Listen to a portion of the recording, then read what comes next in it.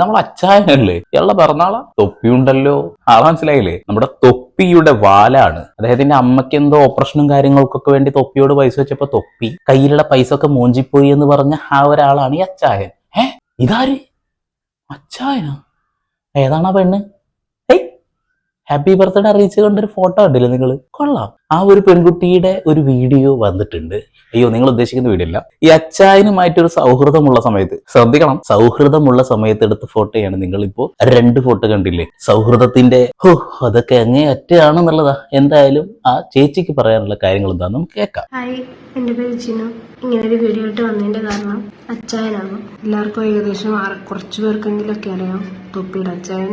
എനിക്കിവിടെ വേറെ പേരൊന്നും ആരുടെയും പേരിലൊന്നും മെൻഷൻ ചെയ്യാൻ താല്പര്യമില്ല. അറിയാൻ വേണ്ടിയിട്ടാണ് പറയുന്നത് തൊപ്പിയുടെ അച്ചായൻ. ഈ വേലയും കൂലിയൊന്നും ഇല്ലാതെ തൊപ്പിയുടെ പിന്നാലെ ആ വീഡിയോന്റെ ഇടയിൽ അവിടെ നടക്കും. തൊപ്പി എന്തെങ്കിലും കൊടുക്കുന്നുണ്ടാവായിരിക്കാം.